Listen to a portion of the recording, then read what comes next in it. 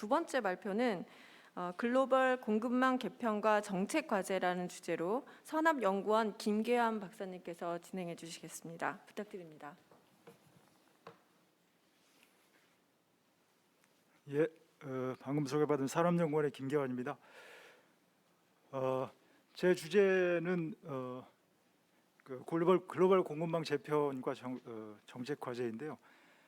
공급망 변화에 대한 접근은 상당히 다양한 방식으로 접근이 가능합니다. 기업 차원에서도 가능하고, 산업 차원에서도 가능하고, 그다음에 국가 차원에서도 가능하고, 그다음에 글로벌 차원에서도 가능하고. 근데 오늘은 제가 이제 국가, 기업과 이제 산업 차원을 넘어서 이제 국가 차원에서, 그리고 또 한 가지 초점은 이게 이제 예컨대 1년짜리 과제이냐, 아니면은 5년 단위로 보느냐, 아니면은 10년, 20년 단위로 길게 보느냐, 이거에 따라서 접근 방식이 상당히 많이 다를 수가 있습니다. 그래서 오늘 저희 발표의 초점은 국가 차원의 공급망 개편의 공급망 개편 국가 차원의 정책이 어떤 임플리케이션을 가지는지, 그리고 이제 장기적인 관점에서 다루고자 합니다.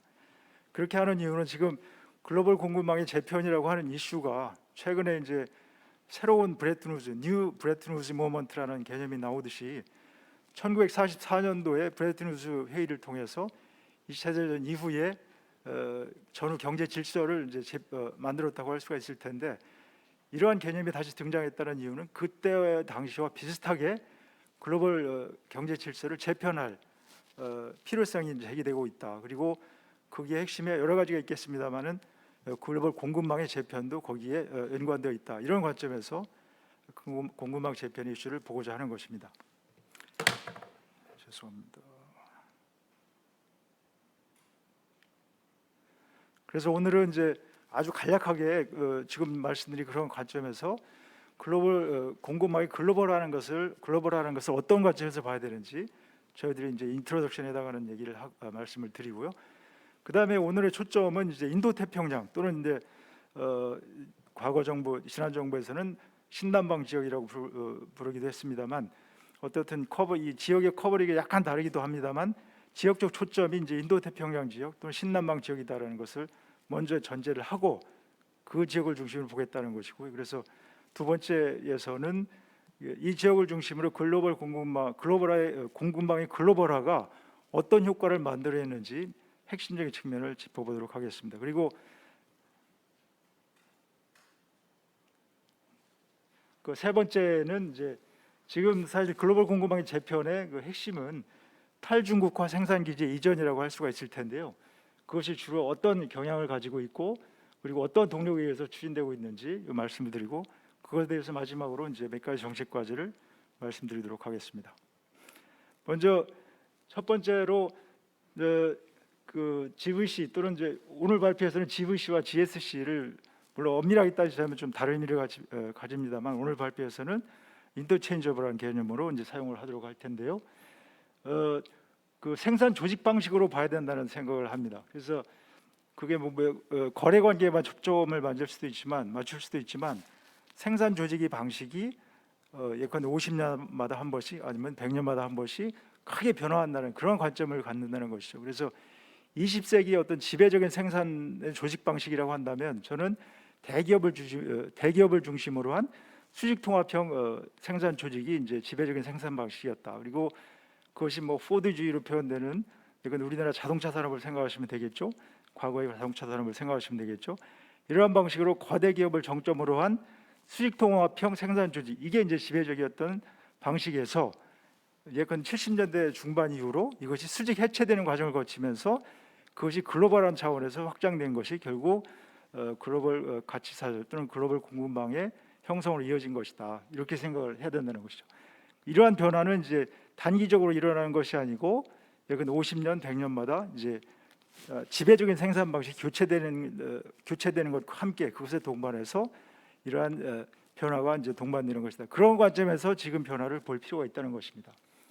그래서 그 변화의 핵심에는 저는 이제 국제 차익거래, 아비트리지라고 하는 것과 그다음에 좀 전에 말씀드린 생산 과정의 언번들링, 수직 해체라고 할 수 있겠죠. 이걸 중심으로 봐야 된다는 것입니다. 그래서 이거를 이제 리차드 발두인이 이러한 관점에서 이제 글로벌 공급망을 접근을 했는데, 그래서 이제 발두인에 따르면 이제 19세기 말 20세기 초에 제1차 언번들링이 있었고, 이 당시를 생각하시면 생산과 소비가 지역적으로 분리되는 현상이 나타납니다. 그리고 국제적으로 보면 식민지를 통한 식량의 원료의 조달이라든지 식량의 조달, 그리고 이제 해외 시장의 개척이라는 이러한 국내 차원의 생산 소비지의 분리, 그다음에 국제적인 차원에서 식민지의 개척, 이러한 차원이 맞물리면서 이제 소위 그 경제 사학자들이 얘기하는 그레이트 다이버전스, 대분기가 일어나게 되겠죠. 일어난 시기와 일치하는 것이죠. 근데 1990년대 이후에 이루어진 제2차 언번들링은 그러한 그것의 연장선상이라고 할 수가 있겠습니다. 그래서 이때는 생산 과정 자체가 생산과 소비가 아니고 생산 과정 자체가 수직 분할되고 각 단계별로 국가별로 이제 배치되는 그러한 과정을 겪었고, 그래서 이제 이 두 번째는 이제 첫 번째 언번들링과는 상당히 다른 방식으로 이게 조직이 되고 결과가 나타나게 되겠죠. 그래서 가장 중요한 결과는 아까 이제 첫 번째 언번들링에서 그레이트 다이버전스가 있었다면, 이번에는 중국을 중심으로 한 신국의 부상, 그것과 연동된 그레이트 컨버전스, 수렴 현상이, 물론 뭐 일부 중국을 중심으로 일부 신흥국이 국한된 얘기이긴 합니다만, 아주 중요한 변화로 그레이트 컨버전스가 일어났다. 이거에 주목할 필요가 있다는 것이고, 공급망이 글로벌화도 이러한 관점에서 볼 필요가 있다는 것입니다. 그리고 지금 변화도 그런 관점에서 이제 볼 필요가 있다. 그래서 그러면 그 효과를 이제 좀 더 구체적으로 보자면 한 두세 가지 핵심적인 효과가 있을 텐데요. 첫 번째는 중국의 부상입니다. 그리고 이제 그 이면이라고 할 수 있는 G7 국가의 탈산업화, 그리고 이제 이걸 한마디로 요약할 수 있는 것이 글로벌 생산의 이제 대이동, 영어로 표현하는 것이 더 적절할 것 같은데 그랜드 시프트라, 체인지도 아니고 시프트라는 표현을 쓰듯이 이거는 이제 역사적으로 볼 때 대단히 큰 변화다라는 것입니다. 그래서 지금 여기 그래프에서 보시듯이 그 70년대 이후에 이제 두 차례에 걸쳐서 이렇게 선진국의 탈제조업화와 그다음에 이제 생산 기제 이전이 일어났다고 할 수가 있을 텐데요. 70년대, 80년대까지만 해도 그렇게 그러니까 떨어지긴 합니다만 약 70%에서 65% G7 국가의 비율이 떨어집니다만, 90년대 이후 그다음 2010년대까지 이게 떨어지는 폭을 보시면 65에서 47%까지 폭락이라고 할 정도로 큰 폭으로 떨어지는 것을 알 수가 있습니다. 그리고 이 당시 이 동일한 시기에 세계 제조업의 생산이 지금 오른쪽 그래프에서 보시듯이 크게 증가하고 있다는 것을 보시면, 그 신흥국의 그 제조업 생산이 얼마나 빠른 속도로 늘어나는지를 확인할 수가 있고, 이것이 이제 제가 말씀드리는 그 글로벌 생산의 대이동, 그랜드 시프트라고 말씀드리는 것의 핵심 내용이 되겠습니다. 그다음에 이것을 추동한 힘이라고 한다면 이제 근데 글로벌 투자 구조의 변화입니다. 그래서 물론 무역을 통해서, 투자를 동반하지 않는 무역을 통해서 글로벌 공급망의 글로벌화가 형성이 되기도 하지만, 핵심적인 것은 글로벌 투자의 변화입니다. 그래서 보통의 경우에는 투자가 선행을 하고 중국으로부터 투자가 쇄도를 한다든지 투자가 선행을 하고 그것에 이어서 이제 무역 증가율이 이제 폭증을 하는 이러한 방식으로 진행이 되기 때문에 글로벌 투자의 그 변화가 어떤 방식으로 이루어졌는지를 보는 것이 중요하다고 할 수 있겠습니다. 그래서 90년대 초반까지만 해도 예컨대 해외 직접 투자라고 한다면 유럽과 미국의 이야기였습니다. 신흥국에도 물론 있었습니다만 총 규모로 봤을 때는 신흥국은 그렇게 큰 역할을 하지 못했다는 것이죠. 근데 90년대 이후로 이것이 급격하게 변화되기 시작을 했고, 거기에서 이제 주요 역할 웨이트, 이제 비중에서 크게 증가한 부분이 바로 아시아, 특히 중국이라는 것입니다. 그래서 해외 직접 투자 유입에 있어서도 그렇고, 왼쪽의 그래프에 그다음에 이제 해외 직접 투자 유출에 있어서도 아시아의 비중이 이제 빠르게 늘어나고, 그 중에서도 특히 이제 중국의 비중이 늘어나고 있다. 그 얘기는 다른 식으로 표현하면 이제 글로벌 공급망이 글로벌화해서 이제 아시아 국가들, 특히 중국의 역할이 급격하게 이제 중요해졌다라는 것을 보여주는 지표가 되겠습니다. 그다음에 또 한 가지 이제 지금 공급망의 취약성, 특히 이제 대중국에 대한 과도한 의존으로부터 오는 취약성이 아주 중요한 이슈가 되고 있는데,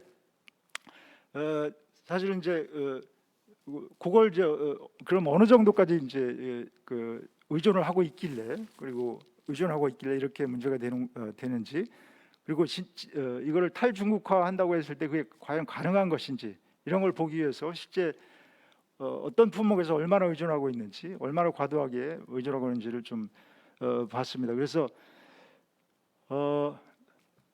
그 먼저 이제 의존 상황을 보시면은 그 역사적으로 보시면은 여기 이 밑에 있는 표를 보시면은 그 북미, 유럽, 아시아 각 지역별로 큰 지역별로 그 수입 상대국이 어떻게 변하는지를 이제 좀 65년부터 2020년까지 장기적인 변화를 이제 봤습니다. 그래서 북미 핵심은 이제 미국이겠죠. 북미의 수입 구조를 보시면 그러니까 북미 자체 내 용내 수입 비중이 37.4%에서 17%로 반 이하로 이제 떨어지게 됩니다. 반면에 유럽은 별로 변화가 없죠.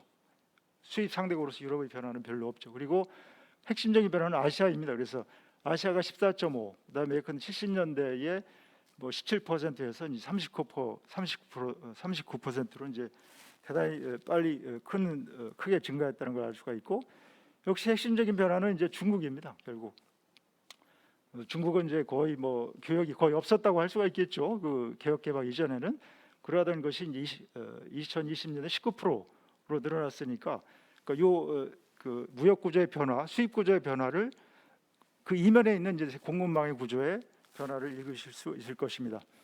유럽은 그 정도는 아닙니다만 역시 아시아의 비중이 예컨대 이제 90년대에 이제 약 10% 수준에서 최근에 19.2%까지 늘어난 것을 확인할 수가 있고요.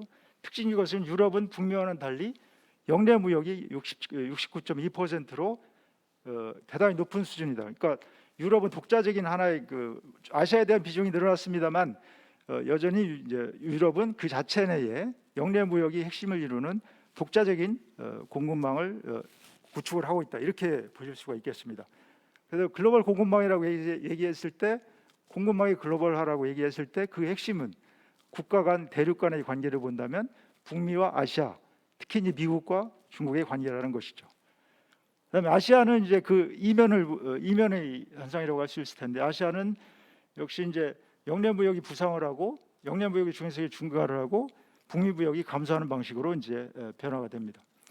또 한 가지 측면은 글로벌 공급망이 변화라고 하는 것은 글로벌 생산 기제 이전을 동반한다고 말씀드리지 않았습니까? 그러면 각 국가의 어떤 그 산업의 그 변화 경로를 통해서도 이거를 추적을 할 수가 있습니다. 선진국의 탈산업화, 가장 브로드하게는 선진국의 탈산업화, 신흥국의 산업화 이걸로 요약이 되겠지만 과연 그러면 그걸 디테일하게는 그럼 어떤 산업별로 그러면 국가별로 어떤 변화 경로를 겪었는지 그걸 보기 위해서 이제 발두인의 그 역시 그 시도인데 접근인데요. 이 그래프의 횡축은 이제 그러니까 산업을 부품과 그다음에 최종재 이 두 가지로 나누는 거예요. 중간재와 이제 부품, 중간재는 부품, 그다음에 최종재 이 두 가지로 나누어서 부품의 비교의, 그다음에 이제 최종재 비교의가 각 국가별로 어떻게 변화하는지를 이제 보는 것입니다. 이거를 이제 발두인은 GVC 트래젝터리라고 부르는데 GVC 이행 경로라고 저희들이 번역을 했고요. 그럼 여기 이제 선진국의 위치는 오른쪽 1, 4분면이 되겠죠. 보통은 그다음에 이제 개도국은 여기 3, 4분면이 될 텐데 과연 이 기간 동안에 어떻게 변화되었느냐? 탈산업화라면은 이제 선진국의 경우에는 1, 4분면에서 2, 4분면 또는 3, 4분면으로 변화되겠죠. 또 신흥국의 경우에는 반대로 왼쪽 아래에서 오른쪽 위쪽으로 이동하는 경로가 그려질 것으로 예상할 수가 있을 것입니다. 그걸 이제 산업별로 볼 수가 있겠죠.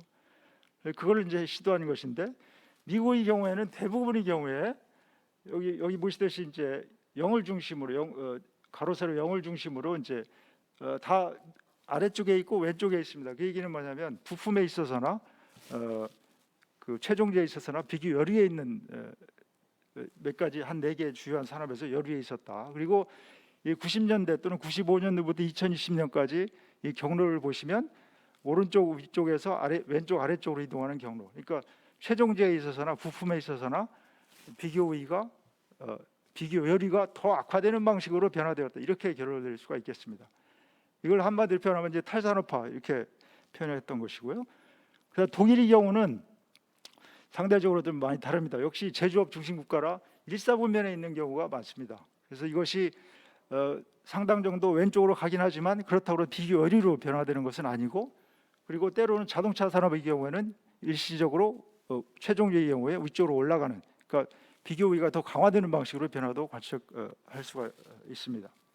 반대로 한국의 경우, 한국과 중국의 경우에는 이제 산업별로 좀 다릅니다만 오른쪽 예컨대 이제 부품의 비교의가 올라간다는 것은 왼쪽에서 오른쪽으로 이동한다고 말씀드렸잖아요. 이런 경우가 많고, 그다음에 최종재에 있어서도 광학기계라든지 이런 부분은 최종재에 있어서 여전히 이제 비교의가 늘어나거나 유지되는 방식으로 됩니다. 그다음에 중국의 경우는 이제 예상하시겠지만 왼쪽 아래에 있던 산업들이 오른쪽 위쪽으로, 그러니까 최종재에 있어서나 중간재에 있어서나 비교의가 강화되는 방식으로 변화되는 것입니다. 그래서 글로벌 공급망의 재편이 결국에는 제조업, 모든 산업을 다 커버하는 것은 아니겠습니다만 적어도 제조업에 관한 한 이러한 방식의 이제 각 국별 발전 방향의 발전 경로에 변화를 가져왔다. 이제 그 두 가지가 이제 어떤 동절의 양면처럼 결합되어 있다는 것을 알 수가 있겠습니다. 사실은 지금까지 말씀드린 게 사실 생산 기지에 이제 아까 제가 뭐 글로벌 쉬프트라고 말씀드렸던 대이동, 그다음에 대중국 의존도의 증가, 그다음에 각 국가의 그 산업을 중심으로 제조업을 중심으로 한 발전 경로의 변화, 이러한 것들이 다 어우러지면서 결국 어떤 선진국을 중심으로 한 좀 위기감, 이런 것이 이제 증폭이 됐고 폭발이 됐고, 이것이 이제 어떤 국제적인 또는 국제 정치학적인 차원에서 이제 과도한 공급망의 이제 개도국 신흥국에 대한 의존이 어떤 안보 또는 경제적인 문제를 넘어서 안보의 문제로 이제 급부상하는 그러한 상황을 만들어내지 않았나, 이렇게 이제 생각을 하는 것이죠. 그리고 그게 이제 지금 많이 이야기되고 있는 글로벌 공급망 재편의 어떤 동력 또는 동인이 되지 않았나, 이렇게 생각을 하는 것입니다. 그렇다면은 탈중국 핵심이 공급망 재편의 핵심이 탈중국화라고 말씀을 드렸기 때문에 탈중국화 공급망 재편의 어떤 주요 경향을 몇 가지로 한번 살펴보도록 하겠습니다. 그러면은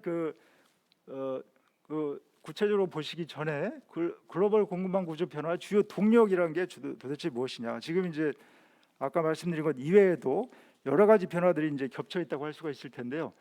저는 그것을 한마디로 요약하자면 가치 중심의 통상 레짐이다. 그리고 또 한 가지는 클럽형 또는 소다자적 무역 질서라는 새로운 방식의 무역 질서의 부상이다. 이렇게 요약할 수 있을 것 같습니다. 거기에는 그 이면에 여러 가지 이제 그걸 만들어내는 그러한 경향을 만들어내는 것은 하나의 한 세 가지 정도가 있을 것 같은데, 하나는 강대국 간의 어떤 패권 경쟁입니다. 특히 미중 간의 패권 경쟁뿐만 아니라 일본, 유럽을 포함한 강대국 간의 패권 경쟁, 그리고 경제 안보 정책의 부상. 경제와 안보라는 것은 사실은 신자유주의 시대에 자유주의 무역 질서가 지배하는 시대에 정치와 경제를 상대적으로 분리되어 있었습니다. 그러나 지금은 경제 안보라는 정책의 부상은 경제와 정치가 적어도 이제 국가 간의 관계에 있어서는 뗄래야 뗄 수 없이 이제 결합되는 시대가 왔다. 그런 것이 그 이면은 역시 이제 어떤 민주주의라는 가치, 그게 무역 레짐이라든지 이것과 별로 관계가 없던 시대에서 그런 가치가 정치적 가치가 이제 무역에 참여하는 국가들을 제한하거나 또 허용하는 그런 중요한 기준이 되고 있다라는 의미에서 이것도 이제 일종의 가치의 문제로 볼 수도 있는 것이죠. 그다음에 디지털 기술혁명, 순수하게 기술혁명 자체의 문제도 있지만 기술 서비스를 중심으로 한 글로벌 가치 사슬의 확산 프론티어가 이제 다시 개척이 되는 그런 상황이 만들어지고 있는데, 그것뿐만이 아니고 예컨대 데이터 이동과 관련된 문제, 그다음에 프라이버시와 관련된 문제, 규제와 관련된 문제, 그 디지털 전환과 관련된 여러 가지 가치들의 이슈, 가치의 차이에서 오는 여러 가지 이슈들이 있습니다. 이런 것도 역시 이제 기술혁명 자체도 중요하지만 관련된 여러 가지 가치의 문제, 이것이 융합되면서 역시 이제 무역 질서를 변화시키는 힘이 되고 있고요. 그다음에 오늘 오전에 이제 많이 이야기됐던 기후 환경 위기와 그다음에 그린딜, 그다음에 ESG 규범의 확산, 이것이 그리고 이제 무역의 규범화가 되는 현상들, 이런 것도 역시 새로운 가치가 부상이 되면서 그것이 무역 질서를 관통한 하나의 새로운 축이 되고 있다는 의미에서 역시 비슷한 경향을 만들어내고 있다. 이것을 한마디로 표현하자면 역시 가치 중심의 통상 레짐, 그리고 이 가치를 공유하는 국가들끼리의 무역 질서, 그걸 이제 클럽형 무역 질서라고 해도 뭐 된다고 생각을 하는데, 국제 정치학자들이 이제 그 소다자주의라고 부르는 WTO 체제와는 약간 다른, 그것과 결이 다른 무역 질서가 부상을 하고 있다는 것입니다. 그리고 마지막으로 하나 이제 강조드리고 싶은 것은 글로벌 경제가 루이스 전환점을 통과를 하고 있다. 예컨대 이제 아까 이제 그 수직 분할의 그 핵심적인 동력이 임금 격차를 이용한 아비트리주라고 말씀을 드렸지 않습니까? 그래서 1990년대를 생각을 해보시면 구소련 국가들, 중국 이런 국가들이 이제 글로벌 시장에 본격적으로 참여하면서 소위 이제 그레이트 더블링이라는 현상이 있었습니다. 즉 생산 가능 인구가 갑자기 2배로 폭증을 한 것이죠. 이 샥을 그 글로벌 경제가 수용을 흡수를 하는데 수십 년이 걸렸다고 저는 생각을 합니다. 그래서 최근까지 있었던 이제 인플레이션의 낮은 그 물가 상승률에 이면에도 이것이 있었고, 근데 지금은 그것이 그러한 잠재력이 이제 상당히 고갈된 상황이라는 것입니다. 그래서 이거를 표현하는 하나의 방식으로 글로벌 경제 차원에서의 루이스 전환점이다, 이렇게 이제 표현할 수 있을 것 같습니다. 이것도 역시 국제 차익 거래를 축소시킨다는 의미에서 이제 주요한 변화라고 할 수가 있겠습니다. 그래서 이러한 여러 가지 그 동력이 만들어내는 최종적인 것들, 기착점, 이걸 제가 뭐 예측할 수는 없을 텐데 주요한 경향으로는 세 가지를 말씀드릴 수 있을 것 같습니다. 리쇼어링, 니어쇼어링, 그리고 최근에 미국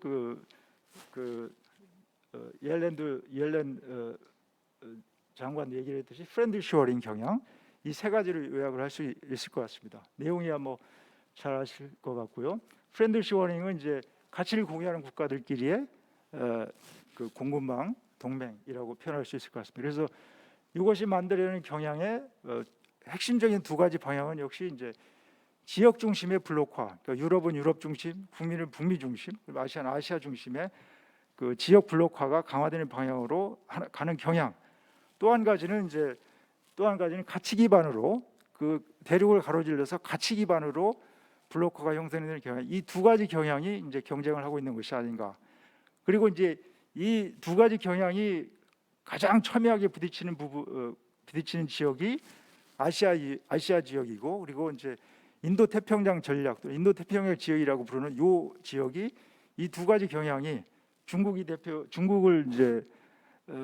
주창하는 일종의 지역 중심의 블록, 그렇게는 얘기를 안 합니다만, 그리고 미국 중심의 어떤 가치 기반의 블록화, 이 두 가지 경향이 충돌하는 지점이 바로 이제 인도 태평양 지역이다, 이렇게 표현할 수 있을 것 같습니다. 또 한 가지 봐야 될 것은, 그러면은 이제 과거처럼 냉전 체제처럼 이런 완전한 그 지리적인 경계를 축으로 하는 어떤 냉전 체제로 갈 것이냐, 저는 그렇게 예상하는 것은 먼 미래는 모르겠습니다만 적어도 2020년대에는 그런 것은 힘들다, 가능하지 않다라고 이제 생각을 하고, 그러면 그 중간에 어떤 형태, 그거를 저는 선별적 부분적 디커플링이다, 이렇게 표현할 수 있을 것 같습니다. 그래서 그 핵심은 대부분의 산업을 포함된 전통 산업은 기존의 무역 레짐, 상대적으로 자유로운 무역 레짐을 그대로 수용을 하고, 반면에 이제 첨단 산업, 각국별로 이제 첨단 또는 신흥 기술, 전략 기술 이런 걸 설정하지 않습니까? 그러한 산업에서는 상대적으로 이제 보호주의라든지 소위 뭐 디커플링이라든지 그 자유무역의 예외로서 인정을 하는 이러한 방식의 일종의 이제 선별적 부분적 디커플링이 가능하지 않겠는가.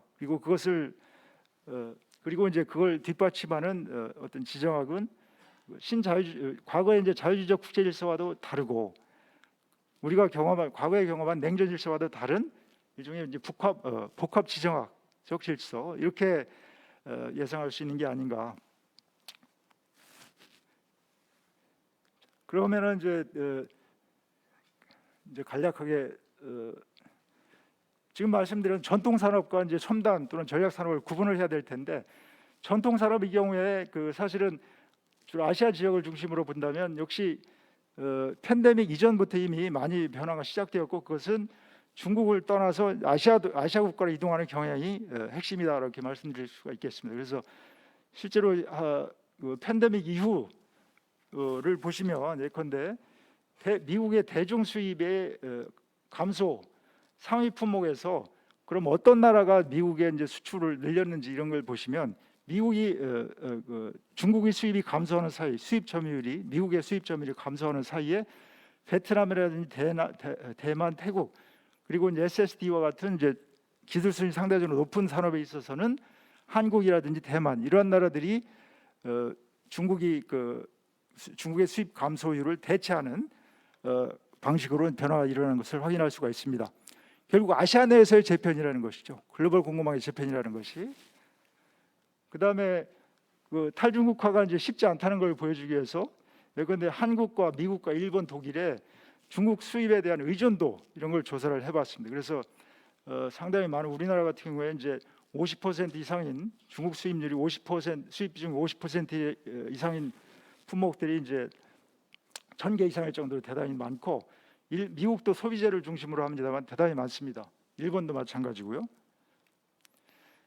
그리고 이제 탈중국화 생산 기지를 중국으로부터 이전한다고 하더라도 그거를 다 이전한, 중국에서의 수입을 100%, 0%를 낮출 수는 없는 거 아닙니까? 그래서 여기도 50% 이상인, 예컨대 50% 이상인 품목을 중심으로 예컨대 60%를 중국에 의존하고 있다고 했을 때 10%포인트 방금 줄인다, 이런 방식으로 50%를 넘는 부분을 줄인다고 했을 때, 그거는 전체 중국 교역에서 차지하는 비중이 대단히 낮다는 거예요. 그래서 그 파장이라고 하는 게 그렇게 과장할 필요가 없다는 것입니다. 물론 이제 100%를 다 이전한다는 것은 그럴 경우에는 심각한 문제가 발생하겠습니다만, 예컨대 50%를 낮춘다고 하더라도 그 파장은 그렇게 크지 않다라는 것을, 여기 이제 그룹 C로 왼쪽에 그룹 B로 되어 있는 부분, 이 부분이 이제 거기에 해당하는 것이기 때문에 이 전체 이거를 다 확장을 해가지고 얘기할 필요가 없다. 그다음에 첨단 산업의 경우는 좀 다른 문제가 이제 제기됩니다. 그래서 시간관계에서 이거 사전 분석은 말씀을 드리지 않고요. 여러 가지 이제 첨단 산업의 취약성을 이제 보완하기 위해서 대부분의 나라들이 반도체의 경우에 국가 반도체 대외 의존을 국가 안보의 문제를 보고 자국 중심의 공급망을 강화하는 산업 정책을 대대적으로 강화를 하고 있습니다. 그래서 미국은 규모로만 보시면 약 520억 달러의 이제 생산기업 유치를 하고 있고, 그다음에 잘 언론에서 많이 보셨듯이 TSMC라든지 삼성전자의 미국 내 투자를 이미 결정이 됐습니다. 그다음에 중국도 마찬가지로 자국 내 생산을 늘리기 위한 대대적인 정책을 10년 이상 해오고 있고요. 한국도 마찬가지, 일본도 마찬가지입니다. 이유도 이제 마찬가지로 자국 내에 또는 지역 내에 공급망을 확충을 하고 강화하려는 산업 정책을 강화하고 있고, 특징적인 것은 이제 인도도 이제 최근에 반도체 디스플레이 전략을 유치 프로그램을 약 100억 달러 규모의 유치 프로그램을 발표를 했고, 그러한 것을 보면 이제 미국 중심의 첨단 산업의 공급망 재편 전략에 인도가 이제 본격적으로 참여하기 시작을 했다라는 이제 판단을 하게 됩니다. 그래서 이게 디자인, 장비, 소재, 그다음에 웨이퍼 생산, 조립 이 단계에서 이제 핵심이, 공급망 재편 핵심이 결국 소재와 웨이퍼 생산, 조립 이 부분에 미국이란 유럽의 이제 해외 의존도를 낮추기 위한 전략이 될 텐데, 마지막 조립 단계는 예컨대 인도 이런 지역으로 이전될 가능성이 높겠고, 웨이퍼 생산은 결국 일미, 대만, 한국 이러한 나라들과의 어떤 동맹을 통해서 재편이 가능할 것이고, 그래서 소재도 마찬가지고, 이러한 방식으로 이제 그 일종의 이제 첨단 산업의 경우 이러한 방식으로 아까 말씀드린 프렌드 쇼어링 이러한 방식으로 재편이 되는 게 아닌가. 그 간략하게 정책 과제는 간략하게 말씀을 드리겠습니다. 그래서 첫 번째 과제는 공급망 안보 정책이겠죠. 그래서 세 가지 방향을 제시할 수 있을 것 같은데요. 저는 이제 세 가지 방향이 중요하다고 생각합니다. 하나는 협력, 그다음에 시장 갭을 보완하는 정부 정책, 그다음에 글로벌화의 유지입니다. 그래서 정부와 민간 사이에, 그다음에 정부 부처 사이 협력이라는 것이 이제 이 글로벌 공급망 이슈에서는 핵심이고, 그다음에 정부가 모든 것을 다 할 수 없으니 시장 갭을 보완하는 방식으로 접근을 하자. 그래서 정부의 갭을 필요로 하는 그 갭이 어디에 있는지 이러한 것을 먼저 확인을 하고 그 부분에 초점을 맞춰서 개입을 해야 된다. 그다음에 글로벌 공급망의 글로벌화를 유지할 필요가 있다. 그래서 리쇼어링이라든지 리턴이라든지 이러한 방식으로 공급망 안보 문제를 해결할 수는 없다. 오히려 그게 이제 진짜 좁은 의미에서 글로벌화, 공급망의 글로벌화는 아니겠습니다만 적어도 뜻을 같이 하는 국가들 아니면 안전성이 보증된 국가들 사이에 어떤 공급망의 협력 이것을 계속 유지하는 방식 이게 이제 핵심이라는 것입니다. 그다음에 산업의 리포지션입니다. 그래서 아까도 말씀드렸듯이 이제 그 글로벌 공급망 재편의 핵심은 아시아 중심, 인도 태평양 지역이 될 텐데 이 변화는 아시아 각국으로 특히 서남아시아라든지 동남아시아 국가들로의 산업화 프론티어의 확장으로 볼 수가 있을 것입니다. 일본, 한국, 중국을 거쳐서 동남아, 서남아 지역으로 산업화의 프론티어, 경제 성장의 프론티어가 확장되는 과정이라는 것이죠. 그러면 이러한 국가들이 어우러지는 아시아 내에서 일종의 분업 체계를 장기적으로 구상해 볼 수 있고 예측해 볼 수 있고 그 분업 체계 내에서 한국이 어떤 포지션을 가질 것인지 이러한 접근을 가져야 된다는 것입니다. 그다음에 세 번째는 서비스, 탈산업 글로벌화 공급망의 글로벌화가 끝난 것이 아니고 새로운 프론티어로서 일종의 이제 AI가 주도하는 일종의 서비스 산업의 글로벌 공급망 이게 이제 새로운 프론티어로 부상을 했고 이 분야에 전략적인 접근이 필요하다. 그다음에 마찬가지로 마지막으로 제가 서두에 뉴 브레튼 우즈 모먼트로 볼 필요가 있다고 말씀드렸죠. 그래서 44년도에 근데 전후에 국제 무역 질서를 만드는 회의가 있었듯이 지금도 비슷한 흐름들이 이제 여기저기서 나타나고 있다고 생각이 되고 44년도에 저희 대한민국이 이제 그러한 국제 질서 형성에 참여하지 못했다면 이번에는 그러한 위치, 그러한 위상, 그러한 역할을 할 수 있는 역할, 그다음에 능력을 갖추었다고 생각을 합니다. 그래서 지금 IPF라든지 TTC라든지 이러한 새로운 무역 질서를 만드는 시도들이 이제 만들어지고 있고, 그다음에 한국이 참여를 하고 있기 때문에 실제로 역할을 할 기회가 주어졌고, 그거를 장기적인 관점에서 뉴 브레튼 우즈 모먼트라는 그런 용어에 걸맞게 한국이 향후에 이제 세계 또는 국제 무역 질서를 만드는데 핵심적인 역할을 할 수 있도록 이제 준비할 필요가 있지 않을까. 이상으로 이제 발표를 마치겠습니다. 감사합니다.